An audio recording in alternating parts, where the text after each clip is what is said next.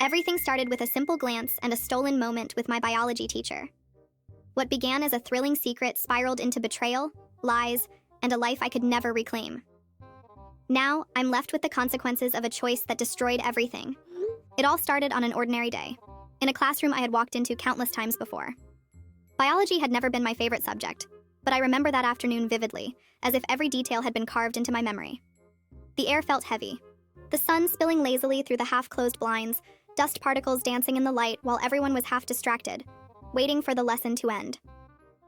He stood at the front of the room, confident as always. Our biology teacher. Charismatic, sharp, the kind of person who didn't need to raise his voice to command attention.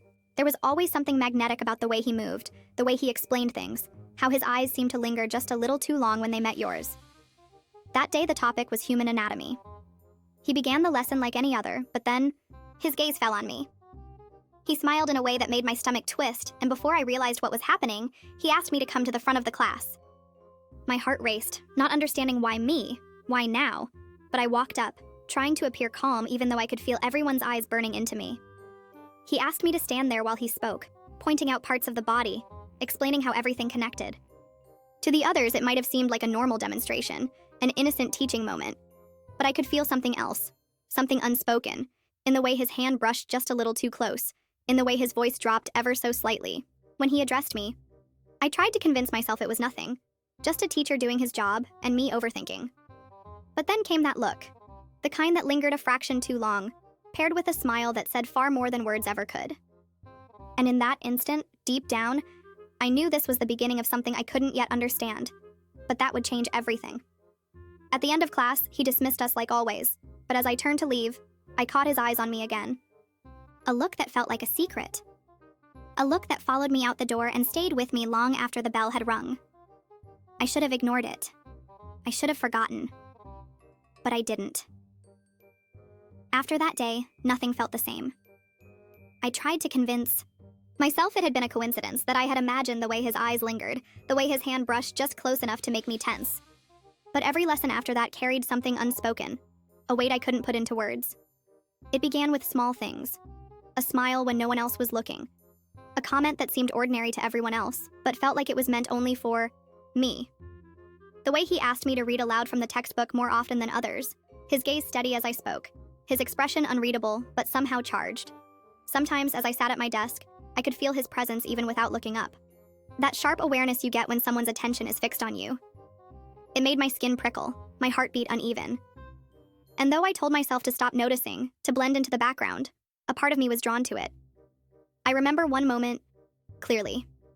He passed by my desk while explaining something to the class, and his hand brushed against my shoulder.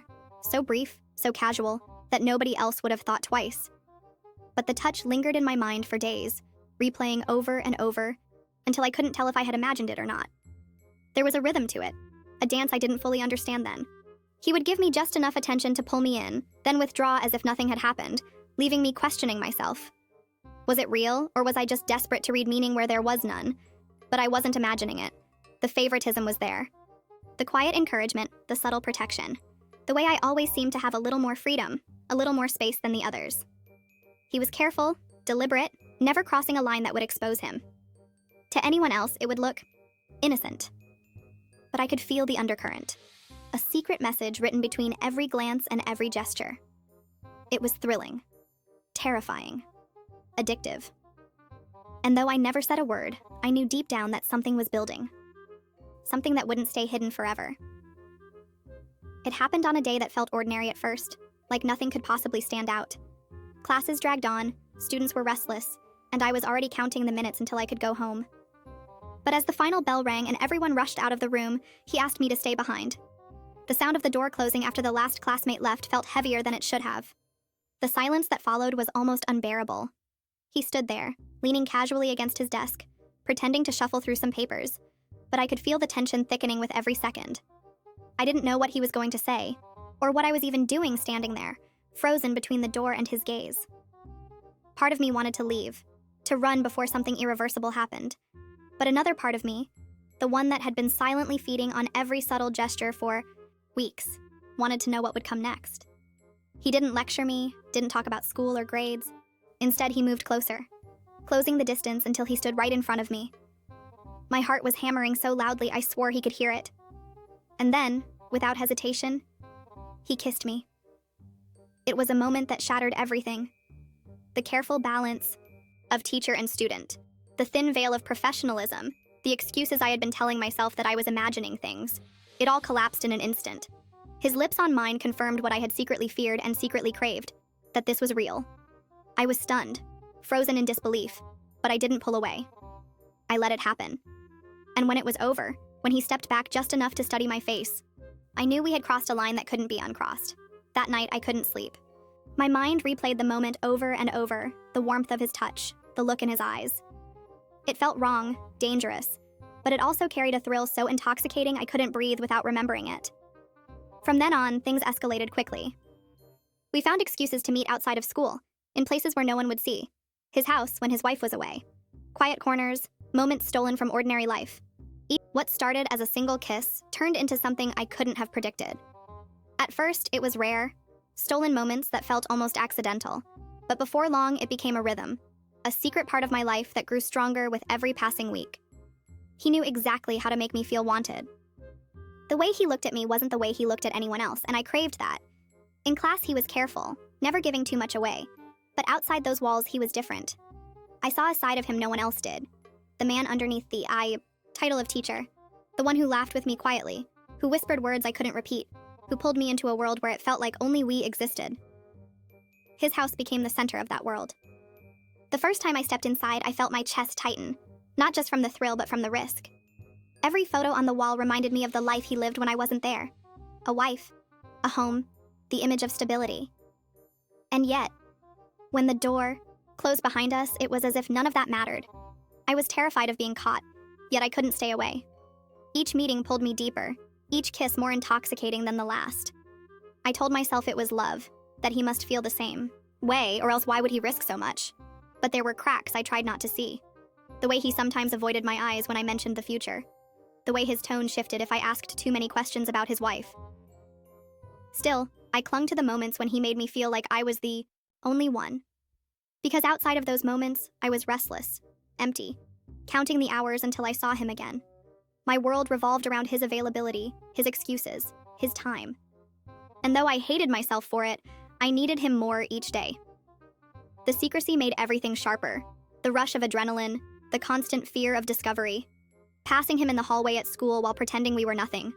Watching him speak to others, hiding the knowledge of what had happened between us the night before. The duality of it all consumed me, leaving me caught between two realities that could never truly exist together. But deep down, I knew it couldn't last forever. Secrets like ours don't stay buried. And eventually, something would have to give. The thrill lasted longer than it should have. Weeks blurred into months, our secret carving deeper into my life until I could barely remember what it felt like before him. I carried the weight of it every day, balancing between exhilaration and fear, convincing myself I had control when I didn't. Then everything changed. I remember the morning I realized something was wrong. I felt different. Nauseous, restless, my body betraying me in ways I couldn't explain. At first, I tried to dismiss it. Stress, exhaustion, anything but what I feared.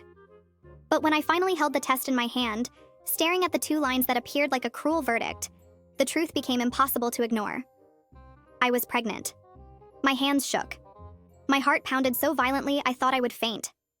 The room seemed to spin as the reality settled over me. Pregnant. His. The secret we had so carefully hidden now had a heartbeat. I didn't know how to tell him. For days I carried the knowledge alone, suffocating under its weight, rehearsing the moment in my head. Fear battled with anger, shame tangled with hope. A part of me wanted him to take responsibility, to hold me and promise that we'd find a way through it together. Another part knew that hope was naive, that his first instinct would be self-preservation. When I finally told him, I watched the color drain from his face. The silence that followed was worse than any words. His carefully controlled composure cracked, and for the first time, I saw fear in his eyes. Not for me, not for the child growing inside me, but for himself. For his reputation, his marriage, his life. He asked me if I was sure. As if I hadn't taken the test, as if my body wasn't already changing. He grasped for explanations, for doubts, for a way out. I stood there, trembling, realizing just how fragile the foundation of everything we had built really was. I expected him to choose me, to choose us. But in that moment, I saw the truth. I was nothing more than a secret to him, a hidden escape. And now that secret had consequences he couldn't control. The fear that gripped me then was unlike anything I had ever felt. I wasn't just carrying the weight of my choices anymore. I was carrying a life, and I was utterly alone. After I told him, nothing was the same. The look on his face that day haunted me every night. It wasn't shock that lingered in my memory. It was the fear, the calculation behind his eyes, the way I could almost see him deciding what parts of his life he was willing to sacrifice, and which ones he wasn't. In the days that followed, his presence changed. He was distant in class, avoiding my gaze, his words clipped and professional. The warmth I had once lived for was gone, replaced by coldness that felt deliberate. Outside of school, he stopped answering my messages as quickly, sometimes ignoring them altogether. I could feel myself slipping from his life, replaced by the stability of the world he had always been too afraid to lose. Meanwhile, I was drowning.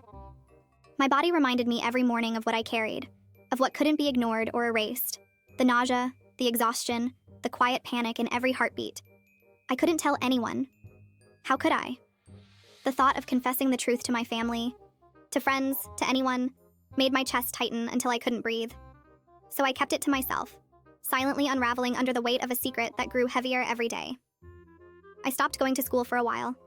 The stress was unbearable, the shame suffocating. Each time I thought about walking into that classroom, facing him, pretending everything was normal while carrying his child inside me, I broke down. I hid away, convincing myself that maybe if I disappeared, the problem would disappear too. But problems don't vanish. They fester.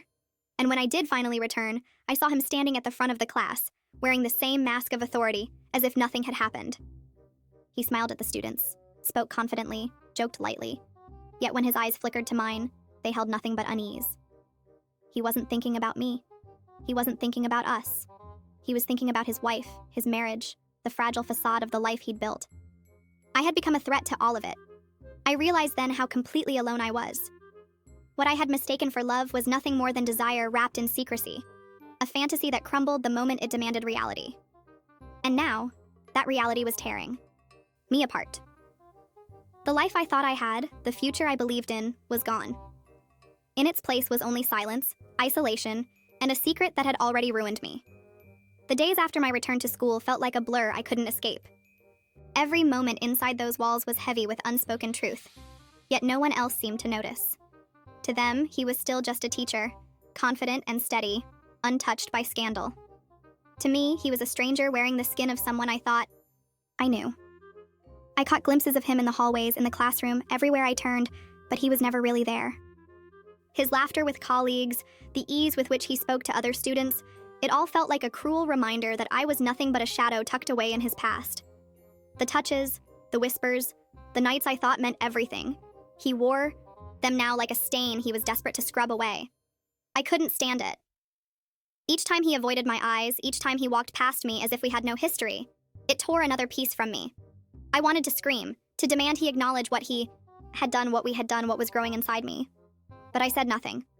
My silence was the only shield I had left, and even that felt paper thin. Nights were worse. I lay awake, staring at the ceiling, replaying every moment from the beginning. The first smile, the first touch, the first kiss. I had believed so fiercely that it was real, that I mattered, that we mattered. And now, alone in the dark, I saw the truth I had been too blind to face. I wasn't his choice. I was his mistake. The pregnancy weighed on me in ways I hadn't expected. It wasn't just physical, it was emotional, crushing me beneath the knowledge that I couldn't turn back.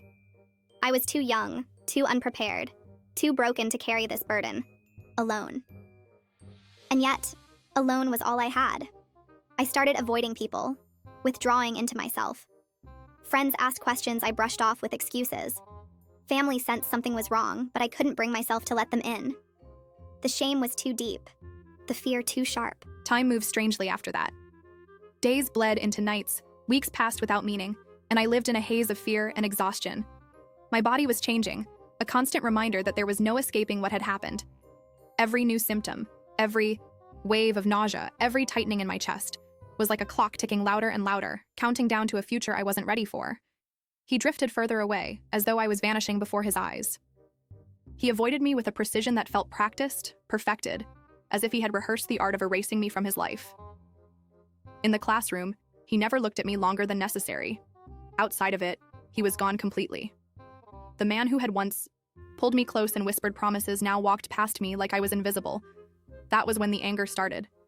It bubbled up slowly at first, beneath the shame and fear, until it was all I could think about. How could he leave me like this? How could he run back to the safety of his marriage, his perfect image, while I was left to carry the ruin of everything we'd done? But the anger didn't save me. It consumed me, then left me hollow. I cried until I couldn't anymore, my body shaking in the silence of my room, suffocated by secrets I couldn't share. I thought about telling someone, my family, my friends, anyone. But the words died on my lips before I could speak them. No one could know. If the truth came out, it wouldn't just end me. It would explode across so many lives, leaving nothing but destruction behind. And yet, the destruction was already here. I couldn't eat, couldn't sleep. I felt myself shrinking, disappearing under the weight of something far bigger than I could handle. I wanted to believe there was a way out, that somehow I could still reclaim the life I had before. But every reflection in the mirror showed me otherwise. I wasn't that girl anymore. She was gone, replaced by someone I barely recognized, tired, broken, carrying a secret that had already stolen her future. The breaking point didn't come with a scream or a collapse. It came quietly, like everything else in this story. I woke up one morning and realized I had nothing left to hold on to. No him, no hope, no illusion of a happy ending. Just the reality that I was alone, with a life growing inside me, and no idea how to move forward. That was when I understood. The romance I thought would make me feel alive had left me more hollow than I ever imagined possible. The secret couldn't stay hidden forever. My body gave me away. I tried to disguise it with loose clothes, tried to avoid questions, but whispers began to stir around me. Friends asked why I had grown quieter, thinner, more withdrawn. My family noticed the change, too, though I denied everything with shaky excuses. Inside, I was breaking apart. He knew, of course. I caught him staring once, his eyes flickering with something between fear and resentment. He never spoke to me about it again. Not once. He let me carry it alone while he carried on with his life, his marriage, his job, as if none of it had ever happened. That silence was the deepest betrayal of all. As the months dragged on, I became a shell of myself. School no longer mattered, friends felt distant, and the future I once dreamed of was gone. Every choice I made, every thought I had was tangled in the consequences of a love that was never real. My nights were filled with nightmares, visions of people finding out, of my family's disappointment, of his wife's rage, of the world collapsing around me. The shame was unbearable. I thought of running away, of disappearing completely, of leaving it all behind. But no matter where I turned, there was no escape. I was trapped in the aftermath of something I had thought was beautiful, something that had once made me feel alive, now rotting inside me like a wound that would never heal. The child became more than just a secret. It became a sentence. Every kick, every movement reminded me of the man who had abandoned me, of the love that had been nothing but a lie. And yet, it wasn't the child's fault.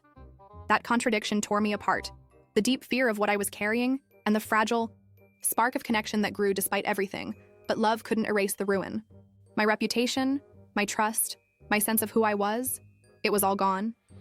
What began as stolen glances and hidden touches ended in silence, betrayal, and a life forever altered. He moved on, untouched, his mask still perfectly in place, while I was left behind to carry the scars. That's how an affair doesn't just ruin you, it erases you. Bit by bit, until all that's left is the ghost of the person you used to be. Years have passed, but the weight of what happened hasn't lifted. I live my life differently now. Cautious, quiet, careful.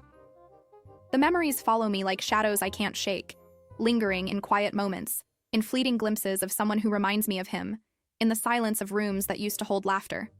The child is a part of me, a constant reminder of the past, a life that could never erase the ruin, but also could never be a source of blame. Every choice I make now is influenced by what I survived, by the knowledge that one secret, one betrayal, one series of decisions can change everything irreversibly. I see him sometimes, from afar. His life continued almost untouched, as if none of it had ever mattered. A reminder that some people can escape the consequences, leaving others to carry the weight alone. And I still carry it, Every heartbeat, every ache, every quiet moment of fear and longing. I've learned to function, to move through the world, but the person I was before, she's gone. Erased by desire, secrecy, and betrayal. And sometimes, late at night, I